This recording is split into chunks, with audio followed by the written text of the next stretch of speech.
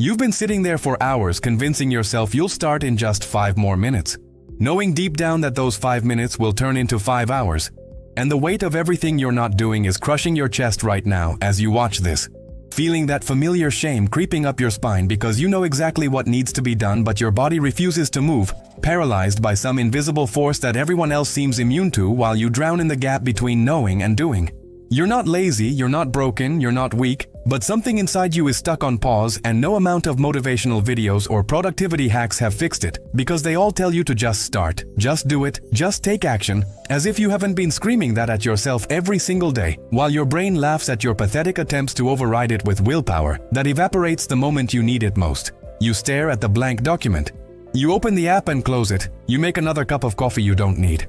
You reorganize your desk. You tell yourself you work better under pressure so you'll start tomorrow. You hate yourself a little more each time. You watch other people execute effortlessly and wonder what's wrong with you. You know the steps, you've planned it perfectly, but when it's time to move, nothing happens.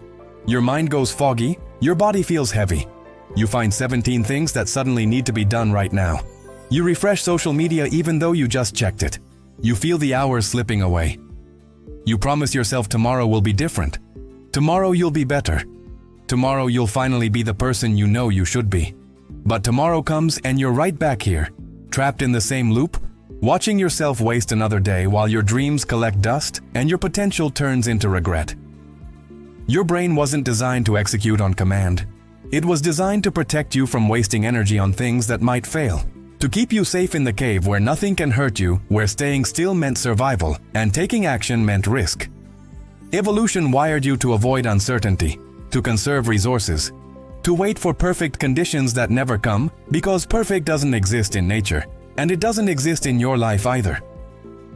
Every time you think about starting, your primitive brain calculates the cost, measures the threat, scans for danger, and decides that staying paralyzed is safer than facing the possibility of failure, judgment, or wasted effort.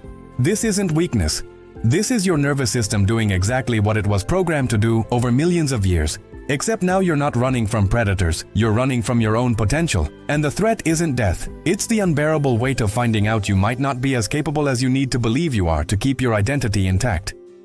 Your procrastination isn't laziness, it's self-protection gone rogue. A defense mechanism that's supposed to save your life but instead is slowly suffocating it by keeping you locked in a prison of inaction, where nothing can hurt you because nothing ever happens. You don't have a motivation problem.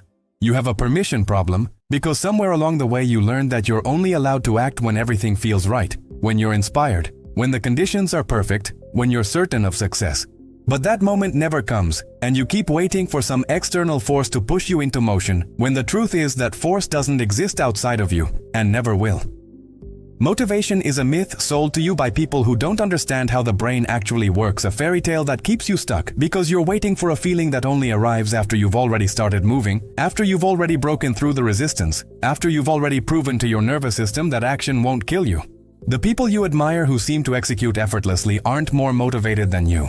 They just learn to move without permission from their emotions, to override the pause button that you keep pressing every time discomfort shows up.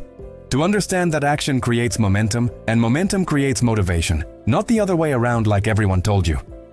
You've been trying to feel your way into action when you should have been acting your way into feeling.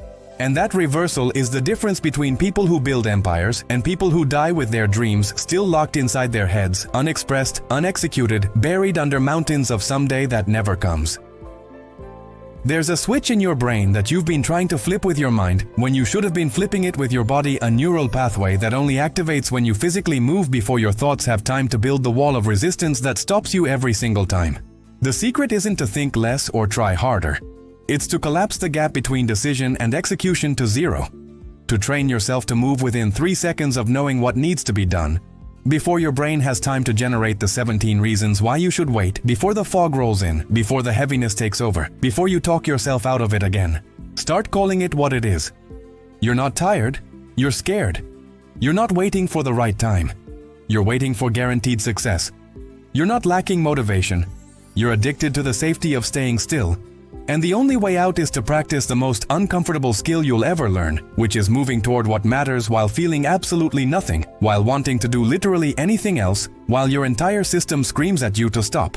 This is execution mode. And it's not a feeling, it's a decision you make with your muscles before your mind has time to vote. A physical override of your body's natural resistance. A practice of becoming someone who does what needs to be done regardless of how it feels, because feelings are terrible decision makers. And if you keep waiting for them to align with your goals, you'll wait forever while your life passes by in the background of your own story.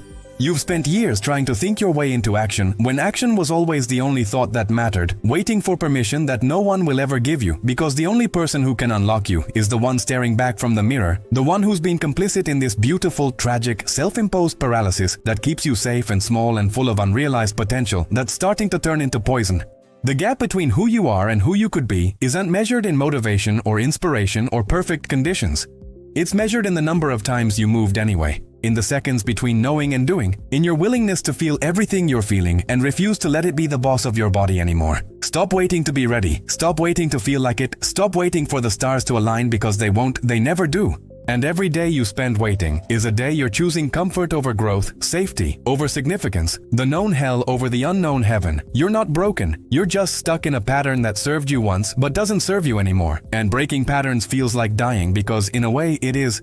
It's the death of the version of you who had permission to stay stuck, who had an excuse, who could blame circumstances or chemistry or childhood or whatever story kept you safe from the terrifying responsibility of becoming who you're capable of being. The button is there, it's always been there, waiting for you to press it, not with your thoughts but with your hands, not with your feelings but with your feet, not tomorrow but right now, in this moment, before your brain has time to stop you again. Because 3 seconds is all you have before the resistance wins, before the paralysis returns, before you're back in the loop you swore you'd break this time. You know what needs to be done. You've always known. And the only question left is whether you'll keep knowing or whether you'll finally, brutally, beautifully start doing.